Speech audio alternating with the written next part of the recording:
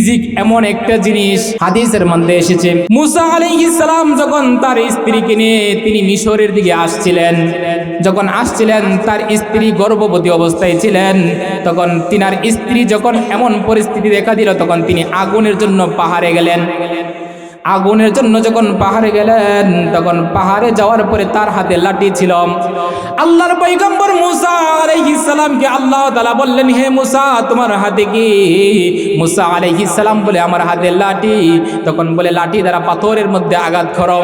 লাঠি দিয়া যখন মুসা আলাইহিস সালাম পাথরের মধ্যে আঘাত করেন, তখন পাথরটা দ্বিখণ্ডিত হয়ে যায়, ভিতর থেকে আরেকটা পাথর বের হয়ে যায়। আল্লাহ তাআলা আবার বলে, হে মুসা, তুমি পাথরের মধ্যে আবার আঘাত করো। পাথরটাকে আবার আঘাত করার পরে তৃতীয়বার ওই ভিতর থেকে আবার একটি পাথর বের হয়েছে। তখন তৃতীয়বার যখন আঘাত করে, তখন ওই পাথরের ভিতর থেকে ছোট্ট একটি পোকা বের হয়েছে। সুবহানাল্লাহ। ওই ছোট্ট পোকাটার মুখের আবর্জনাগুলো তিনি সরিয়ে দিলেন এবং ওই পোকার বাসাটা আল্লাহ তাআলা তাকে শিখিয়ে দিলেন। মুসা আলাইহিস সালাম বুঝতে পারছেন। তখন ওই পোকাটা বলে, সুবহানাল্লাহ, ওই আল্লাহ হলেন আমার পবিত্র, ওই আল্লাহ হলেন মহান, ওই আল্লাহর জন্যই সমস্ত প্রশংসা।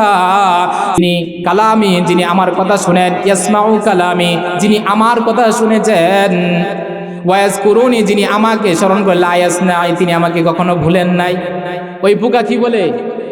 সমস্ত প্রশংসা ওই আল্লাহর জন্য, যে আল্লাহ তাআলা আমাকে রিজিক দান করেছে, যে রব আমার কথা শুনেছে, যে রব আমাকে স্মরণ করেছে, যে রব আমাকে ভুলে নাই। এই তিনটা পাথরের ভিতরে ছোট্ট একটি কণা, সে কি বলতেছে, রব কি করে জানে। আল্লাহ তাআলা বলে, ইন্নাহু আলিমুম বিযাতিস সুদূর, নিশ্চয় আমি রব প্রত্যেকটা বান্দার অন্তরের সূক্ষ্ম বিষয় সম্পর্কে অবগত। সুবহানাল্লাহ। আল্লাহ রাব্বুল আলামিন বলেন, হে বান্দা, আমি তোমাকে দুটি দায়িত্ব দান করলাম। একটি দায়িত্ব হলো ঈমানের দায়িত্ব, আর একটি দায়িত্ব হলো আমলের দায়িত্ব। আউয়ালুল ফারাইজুল ঈমান, ঈমানের দায়িত্ব হলো সর্বপ্রথম পর্যায়ের দায়িত্ব। ঈমানদার হলো কারাম।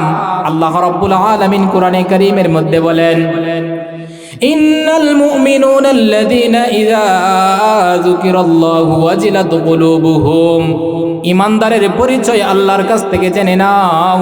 আল্লাহ রাব্বুল আলামিন বলেন, যারা ঈমানদার তারা যখন তাদের সামনে আল্লাহর কথা স্মরণ হয়ে যায়, তাদের সামনে যখন আযান হয়ে যায়, ওয়াজিলাত কুলুবুহুম, তাদের অন্তরগুলো ভীতি সংস্থ হয়ে যায়, তাদের অন্তরগুলো কম্পন সৃষ্টি হয়ে যায়। ওয়া ইযা তুলিয়াত আলাইহিম, তাদের সামনে যখন আল্লাহর আয়াত তেলাওয়াত করা হয়, যাদাতুহুম ঈমানা, তখন তাদের ঈমানগুলো বৃদ্ধি পেতে থাকে। সুবহানাল্লাহ। ঈমানদারের পরিচয়, যখন আল্লাহর আয়াত তেলাওয়াত করা হয়, তখন তাদের ভিতরে ঈমানগুলো বৃদ্ধি পেতে থাকে। যখন আল্লাহর কথা স্মরণ হয়ে যায়, তখন সে আর ঘুমের মধ্যে থাকতে পারে না, সে মসজিদে দৌড়ে চলে আসে। ঈমানদারের ভিতরে যখন আল্লাহর ভয় চলে আসে, তখন সে কখনো নামাজ ছাড়তে পারে না, আল্লাহর বিধান কখনো সে ছাড়তে পারে না। সে ব্যবসার মধ্যে থাক না কেন, সে নামাজ যখন আজান হয়ে যায়, নামাজের জন্য দৌড়ে আসে। যখন কৃষি কাজের মধ্যে ব্যস্ত থাকে, যখন মুয়াজ্জিন আজান দিয়ে দেয়, তখন সে নামাজের জন্য দৌড়ে আসেন। প্রথম ঈমানদারের পরিচয়। আল্লাহ রাব্বুল আলামিন বলেন, ওয়াল্লাযীনা ইউমিনুনা বিল গায়ব, তারাই হলো ঈমানদার যারা না দেখে আমি আল্লাহকে বিশ্বাস স্থাপন করেছে। আল্লাহ রাব্বুল আলামিন বলেন, ঈমানদারের মূল্য এত বেশি, 7 আসমান 7 জমিন বিক্রি করলেও একজন ঈমানদারের মূল্য হবে না। আল্লাহর পয়গম্বর সাল্লাল্লাহু আলাইহি ওয়াসাল্লাম বলেন, ইযা মাতাল ইনসান, ঈমানদার যখন ইন্তেকাল করে, মালাকানে, দুজন ফেরেশতা তার কবরের মাধ্যমে আসে। আউয়ালু মুনকার, প্রথম ফেরেশতার নাম থাকবে মুনকার, ওয়ান নাহিউ নাকির, দ্বিতীয় ফেরেশতার নাম থাকবে নাকির। ঈমানদার যখন মৃত্যুবরণ করে, যখন তাকে প্রশ্ন করা হবে মার রব্বুকা, উভয় ফেরেশতা প্রশ্ন করবে, ফায়াকুলানে মার রব্বুকা, তোমার দুনিয়াতে রব কে ছিল? ঈমানদার হলে বলবে রব্বি আল্লাহ, আমার রব হলেন আল্লাহ। কথা বলেন কে? দ্বিতীয়বার প্রশ্ন করবে মা দীনুকা, দুনিয়াতে তোমার ধর্ম কি ছিল? যদি আমি ঈমানদার হয়ে থাকি, বলবো মা দীনিয়াল ইসলাম, আমার ধর্ম হলো ইসলাম। তৃতীয়বার প্রশ্ন করবে মান নাবিয়্যুকা, দুনিয়াতে তোমার নবী কে ছিল? আমাদের রাসূল জনাবে মুহাম্মদ সাল্লাল্লাহু আলাইহি ওয়াসাল্লামকে দেখিয়ে বলবে মান হাদার রাজুল, ওই যে লোকটি দেখা যায় আল্লাযী বুইযা ফীকুম, যা তোমাদের মাধ্যমে নবুয়ত দিয়ে প্রেরণ করা হয়েছিল, উনি কে? যদি আমি ঈমানদার হয়ে বলি তখন বলবো রাসূলুল্লাহ, তিনি হলেন আল্লাহর রাসূল জনাবে মুহাম্মদ সাল্লাল্লাহু আলাইহি ওয়াসাল্লাম। তিনটা প্রশ্নের উত্তর যখন ঈমানদার দিবে, ফায়ুনাদি মুনাদি মিনাস সামা, আসমান থেকে রব জিজ্ঞাসা বলে দিবেন সাদাকতা আবদি, সাদাকতা আবদি, আমার নেককার বান্দা সত্য কথা বলেছে। ফাফরিশু মিনাল জান্নাহ, আমার ঈমানদার বান্দাকে তোমরা জান্নাতের বিছনা বিছায় দাও, মাটির বিছনায় রাখিও না। বলেন না সুবহানাল্লাহ। আল্লাহ রাব্বুল আলামিন বলবেন ওয়ালবিসু মিনাল জান্নাহ, আমার বান্দাকে সাদা কাপড়ে তোমরা আবৃত করে রেখো না, আমার বান্দাকে তোমরা জান্নাতের পোশাক পরিধান করে দাও। সুবহানাল্লাহ। আল্লাহ রাব্বুল আলামিন বলবেন ওয়াফতাহু বাবান ইলাল জান্নাহ, আমার বান্দাকে 3.5 হাতের মধ্যে সীমাবদ্ধ করে রেখো না, আমার বান্দা 3.5 হাতের ভিতরে থাকতে পারবে না, তার দৃষ্টি সীমা পর্যন্ত তার কবরকে ফেরেশতারা প্রশস্ত করে দাও। সুবহানাল্লাহ। মোহতারাম হাজরিন, যদি আমি বেঈমান হয়ে যাই, দুনিয়াতে যদি আমার রবের পরিচয় আমি না জানি, যদি আমার ধর্মের পরিচয় আমি না জানি, যদি আমার রাসূলের পরিচয় আমি না জানি, যখন আমাকে প্রশ্ন করা হবে মার রব্বুকা, তোমার রব কে ছিল, তখন আমি বলবো হা হা লা আদরি, আফসোস আমি আমার রব সম্পর্কে জানি না। আবার প্রশ্ন করা হবে মা দীনুকা, তোমার ধর্ম কি ছিল, ওই ব্যক্তি বলবে হা হা লা আদরি, আফসোস আফসোস আমি আমার ধর্ম সম্পর্কেও জানি না। আবার প্রশ্ন করবে মান নাবিয়্যুকা, দুনিয়াতে তোমার নবী কে ছিল, ওই ব্যক্তি বলবে হা হা লা আদরি, আফসোস আফসোস আমি আমার নবী সম্পর্কেও জানি না। ফায়ুনাদি মুনাদি মিনাস সামা, আসমান থেকে আল্লাহ তাআলা ওই বান্দাকে ঘোষণা করে দিবে সাদাকতা কাযাবতা আবদি, কাযাবতা আবদি, আমার নাফরমান বান্দা মিথ্যা বলেছে, আমার নাফরমান বান্দা মিথ্যা বলেছে। কাযাবতা আবদি, আমার নাফরমান বান্দা মিথ্যা বলেছে। আমি রব তাকে সৃষ্টি করেছিলাম, আমি রব তাকে কথা বলা শিক্ষা দিয়েছিলাম, আমি রব তাকে পা দান করেছিলাম, আমি রব তাকে অঙ্গ প্রত্যঙ্গ দান করেছিলাম, আমি রব তাকে দুনিয়াতে সমস্ত নাজ নেয়ামত দান করেছিলাম, আমি রব তার জন্য প্রশস্ত জমিন দান করেছিলাম, আমি রব তার জন্য সূর্য দিয়েছিলাম, চন্দ্র দিয়েছিলাম, পাহাড় পর্বত নদী নালা সব কিছু আমি রব তাকে দিয়েছিলাম। আজকে ইন্তেকালের পরে তার রবকে অস্বীকার করতেছে। কাযাবতা আবদি, আমার নাফরমান বান্দা মিথ্যা বলছে। ফাফরিশু মিনান নার, হে আমার ফেরেশতারা তাকে জাহান্নামের বিছনা বিছায় দাও। ওয়ালবিসু মিনান নার, তাকে জাহান্নামের আগুনের তৈরি পোশাক পরিধান করে দাও।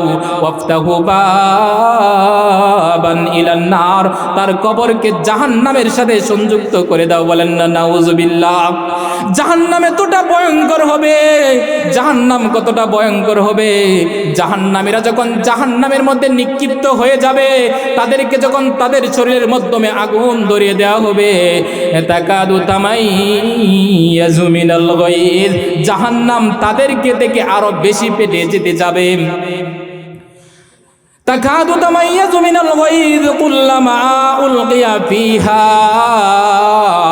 তারা যখন জাহান্নামের মধ্যে নিক্ষিপ্ত হবে, সাআলাহুম, তখন তাদেরকে জিজ্ঞাসা করা হবে আলাম ইয়াতিকুম নাযীর, দুনিয়াতে কি তোমাদের কাছে কোনো ভীতি প্রদর্শনকারী যায় নাই? তখন তারা বলবে ক্বালু বালা ক্বাদ জাআনা নাযীর, নিশ্চয় আমাদের কাছে ভীতি প্রদর্শনকারী এসেছিল। তখন তোমরা কি বলেছিলে? উলামায়ে কেরাম দুনিয়াতে আমাদেরকে আখিরাতের সংবাদ দিয়েছে। উলামায়ে কেরাম আমাদেরকে বলেছে কানা তরিকা ফিল জান্নাহ, একটি রাস্তা হলো জান্নাতের, কানা তরিকা ফিস সাঈর, আরেকটি রাস্তা হলো জাহান্নামের রাস্তা। জাহান্নাম অত্যন্ত ভয়ঙ্করের রাস্তা, উলামায়ে কেরাম বলেছিল। ফাকাযাবনা, আমরা তাদেরকে মিথ্যা রূপ মনে করেছিলাম। ওয়া কুলনা মা, এবং আমরা বলেছিলাম মা নাযালাল্লাহু মিন শাই, আল্লাহর পক্ষ থেকে কোনো কিছুই অবতীর্ণ হয় নাই। ক্বালু সামি'না, তখন তারা বলবে তাদের কথা যদি সামি'না, আমরা কান দিয়ে শুনতাম, ওয়ানাকিলু এবং আকল কাটাইতাম, মা কুন্না ফি আসহাবিস সাইর, তাহলে আজকে আমরা এই নিকৃষ্ট জাহান্নামের মধ্যে আমরা পতিত হতাম না। ফাতারাফু বিযামবিহিম ফাসুকাল লিফি আসহাবিস সাইর, তারা তাদের অপরাধগুলোকে তারা স্বীকার করে নেবে এবং তারা জাহান্নামের মধ্যে নিক্ষিপ্ত হয়ে যাবে।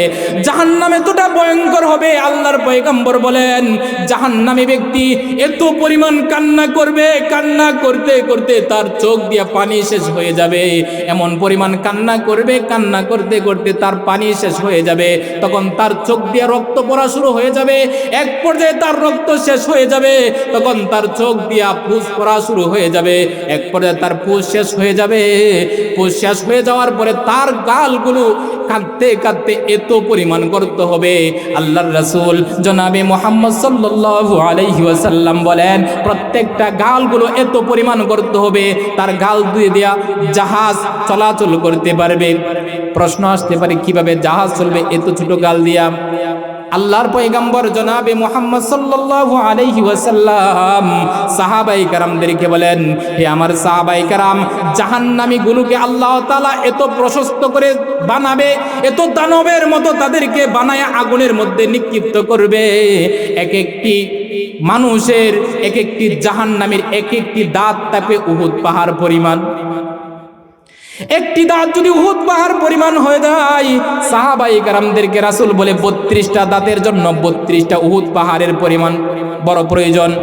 মুখটা যদি এতটা বড় হয়, আল্লাহর পয়গম্বর জনাবে মুহাম্মদ সাল্লাল্লাহু আলাইহি ওয়াসাল্লাম বলেন তার ওই মুখের জন্য চেহারাটা কতটুকু বড় হওয়ার প্রয়োজন, ওই চেহারার জন্য তার দেহটা কতটুকু বড় প্রয়োজন। আল্লাহ তাআলা এতটা দানবভাবে তাকে সৃষ্টি করে জাহান্নামের মধ্যে নিক্ষিপ্ত করবে, বলেন না নাউজুবিল্লাহ। এই জন্য মুহতারাম হাজির, ইমানের মূল্য অনেক বেশি।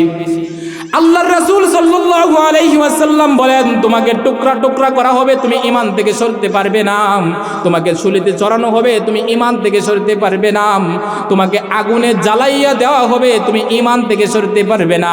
এই জন্য ঈমানের দাম আল্লাহর রাসূল সাল্লাল্লাহু আলাইহি ওয়াসাল্লাম বলেন একজন ঈমানদারের মূল্য এত বেশি, আল্লাহর রাসূল বলেন 7 আসমান 7 জমিন বিক্রয় করা হবে, কিন্তু একজন ঈমানদারের মূল্য হবে না, বলেন না সুবহানাল্লাহ। একজন ঈমানদার যতদিন পর্যন্ত আল্লাহর জমিনে থাকবে, আল্লাহ তাআলা দুনিয়াটাকে কিয়ামত করবে না।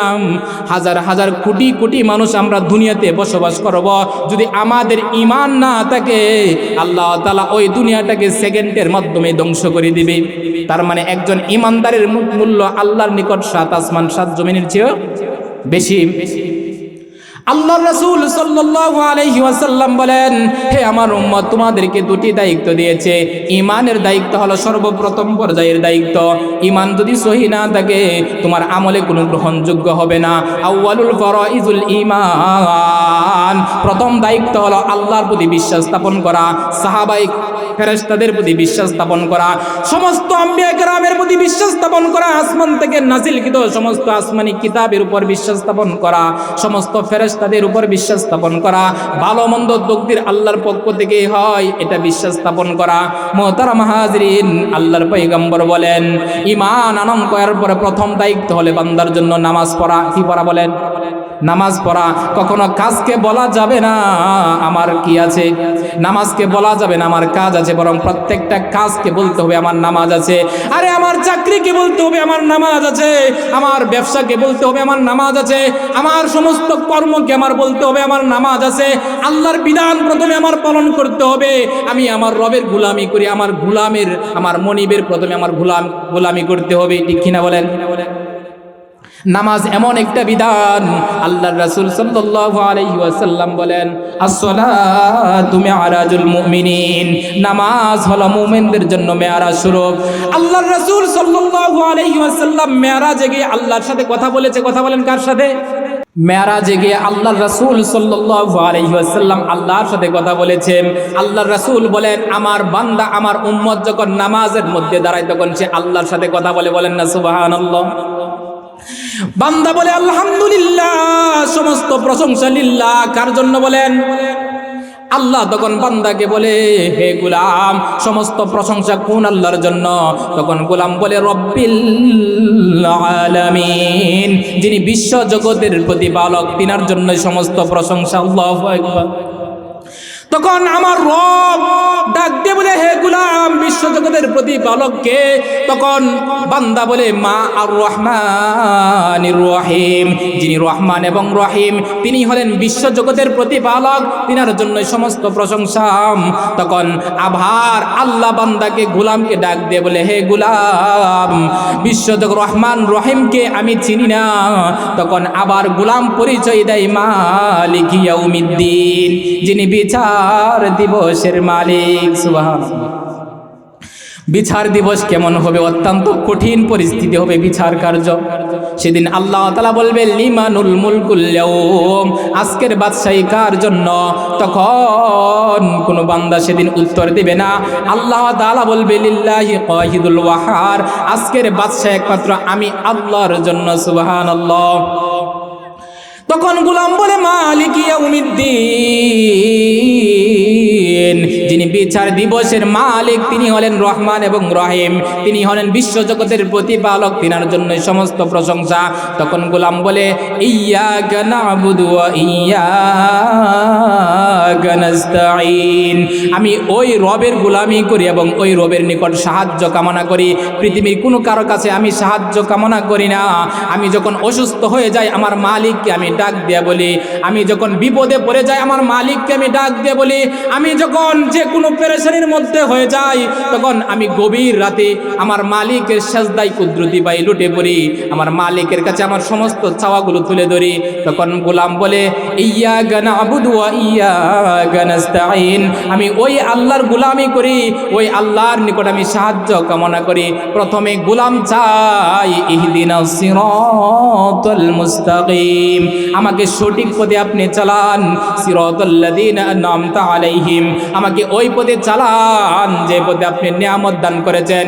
নিয়ামত প্রাপ্ত কারা? মুফাসসির কেরাম আয়াতের ব্যাখ্যায় লেখেন, সমস্ত আম্বিয়া কেরাম নিয়ামত প্রাপ্ত, সমস্ত সাহাবায়ে কেরাম নিয়ামত প্রাপ্ত, সমস্ত সিদ্দিকগণ, সমস্ত শুহাদাগণ নিয়ামত প্রাপ্ত, তাবেঈন নিয়ামত প্রাপ্ত, তাবেঈন নিয়ামত প্রাপ্ত, তাবেঈন, আমি মুস্তাহিদিন, সলফে সালেহিন, মুতাকদ্দিমিন, মুতাআখিরিন, আমাদের আকাবির সমস্ত উলামায়ে কেরাম হলো নিয়ামত প্রাপ্ত। তাদের পথে যদি আমি চলতে পারি, তাদের পথে যদি আমরা চলতে পারি, আল্লাহ তাআলা আমাদেরকেও নিয়ামত দান করবেন, জান্নাতের প্রশস্ত জান্নাতের মেহমান হিসেবে কবুল করবেন। বলেন সুবহানাল্লাহ। তখন গোলাম বলে, ইহদিনাস সিরাতাল মুস্তাকিম, সিরাতাল্লাযীনা আন'আমতা আলাইহিম, আমাকে ওই পথে চালান যে পথে আপনি নিয়ামত দান করেছেন। গায়রিল মাগদুবি আলাইহিম ওয়ালাদ-দাল্লিন, ওই পথে নয় যে পথকে আপনি গুমরাহ করে দিয়েছেন, যে পথকে আপনি পথভ্রষ্ট করে দিয়েছেন, এই পথে আমাকে কখনো চালায়েন না। এই জন্য মুহতারাম হাজিরিন, নামাজের মধ্যে বান্দা কার সাথে কথা বলে? বলেন, আল্লাহর সাথে কথা বলে। জাহান্নামে যখন জাহান্নামীরা নিক্ষিপ্ত হবে, তখন জান্নাতবাসীগণ তাদেরকে প্রশ্ন করবে, লা সাআলাকা ফি সাকর, তোমাদেরকে কোন জিনিস জাহান্নামের দিকে নিয়ে যাচ্ছে? তখন তারা বলবে, ক্বালু নাসআলুকা লা নুসাল্লি, আমরা নামাজ পড়তাম না। আমরা কি পড়তাম না? নামাজ পড়তাম না। আউয়ালু মা ইউহাসাবু বিহিল আবদি ইয়াউমাল কিয়ামাতিস সালাহ, কিয়ামতের দিন সর্বপ্রথম নামাজের হিসাব হবে। কিয়ামতের দিন সর্বপ্রথম কি হবে? নামাজের হিসাব হবে। এই জন্য মুহতারাম হাজিরিন, রিজিকের মালিক কে? কথা বলেন, রিজিক কে দিবে? বলেন। ছোট্ট একটা কথা বলে আমি আমার কথা শেষ করে দেব, আমাদের মেহমানগণ চলে এসেছে। রিজিক এমন একটা জিনিস, হাদিসের মধ্যে এসেছে, মুসা আলাইহিস সালাম যখন তার স্ত্রীকে নিয়ে তিনি মিশরের দিকে আসছিলেন, যখন আসছিলেন তার স্ত্রী গর্ভবতী অবস্থায় ছিলেন, তখন তিনার স্ত্রী যখন এমন পরিস্থিতি দেখা দিল, তখন তিনি আগুনের জন্য পাহাড়ে গেলেন। আগুনের জন্য যখন পাহাড়ে গেলেন, তখন পাহাড়ে যাওয়ার পরে তার হাতে লাঠি ছিল। আল্লাহর পয়গম্বর মুসা আলাইহিস সালামকে আল্লাহ তাআলা বললেন, হে মুসা, তোমার হাতে কি? মুসা আলাইহিস সালাম বলে, আমার হাতে লাঠি। তখন বলে, লাঠি দ্বারা পাথরের মধ্যে আঘাত করো। লাঠি দিয়ে যখন মুসা আলাইহিস সালাম পাথরের মধ্যে আঘাত করেন, তখন পাথরটা দ্বিখণ্ডিত হয়ে যায়, ভিতর থেকে আরেকটা পাথর বের হয়ে যায়।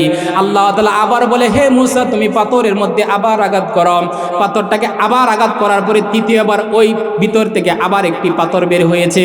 তখন তৃতীয়বার যখন আঘাত করে, তখন ওই পাথরের ভিতর থেকে ছোট্ট একটি পোকা বের হয়েছে। সুবহানাল্লাহ। ওই ছোট্ট পোকাটার মুখের আবর্জনাগুলো তিনি সরিয়ে দিলেন এবং ওই পোকার বাসাটা আল্লাহ তাআলা তাকে শিখিয়ে দিলেন। মুসা আলাইহিস সালাম বুঝতে পারছেন। তখন ওই পোকাটা বলে, সুবহানাল্লাহ, ওই আল্লাহ হলেন আমার পবিত্র, ওই আল্লাহ হলেন মহান, ওই আল্লাহর জন্যই সমস্ত প্রশংসা। যিনি কালামি, যিনি আমার কথা শুনেন, ইয়াসমাউ কালামি, যিনি আমার কথা শুনেছেন, ওয়ায়াজকুরুনি, যিনি আমাকে স্মরণ করে, লা ইয়াসনাই, তিনি আমাকে কখনো ভুলেন নাই। ওই পোকা কি বলে? সমস্ত প্রশংসা ওই আল্লাহর জন্য, যে আল্লাহ তাআলা আমাকে রিজিক দান করেছে, যে রব আমার কথা শুনেছে, যে রব আমাকে স্মরণ করেছে, যে রব আমাকে ভুলে নাই। এই তিনটা পাথরের ভিতরে ছোট্ট একটি কণা, সে কি বলতেছে, রব কি করে জানে। আল্লাহ তাআলা বলে, ইন্নাহু আলিমুম বিযাতিস সুদূর, নিশ্চয় আমি রব প্রত্যেকটা বান্দার অন্তরের সূক্ষ্ম বিষয় সম্পর্কে অবগত। সুবহানাল্লাহ। এই জন্য মুহতারাম হাজরিন, আমাদের কার গোলামি করতে হবে? কথা বলেন। আল্লাহর গোলামি করতে হবে। এই পৃথিবীতে আপনার পিতা ছিল, তারা চলে গেছে, আপনার দাদা ছিল, চলে গেছে, দুনিয়াতে কাউকে থাকতে দেয় না। আমাদের পিতৃপুরুষরা দুনিয়াতে ছিল, কাউকে থাকতে দেয় না, আমাদেরকে আল্লাহ তাআলা থাকতে দিবে না। এই জন্য মুহতারাম হাজরিন, আমাদের প্রত্যেকের আল্লাহর হুকুম, রাসূলের সুন্নাহ মোতাবেক আমাদের জীবনকে পরিচালনা করতে হবে। ওই সুখ নয়, যে সুখের পরে দুঃখ, মৃত্যুর পরে যদি আমাদের ঠিকানা জাহান্নামে হয়, আমাদের চেয়ে নিকৃষ্ট পৃথিবীতে আর কোনো মাখলুক হতে পারে না। আর যদি মৃত্যুর পরে আপনি আমি জান্নাতি হয়ে যাই, আমাদের যে শ্রেষ্ঠ পৃথিবীতে কোনো মাখলুক হতে পারে না। আল্লাহ তাআলা যে কথাগুলো বলেছি সংক্ষিপ্ত আকারে, আমাদেরকে বুঝার, আমল করার তৌফিক নসিব করুন।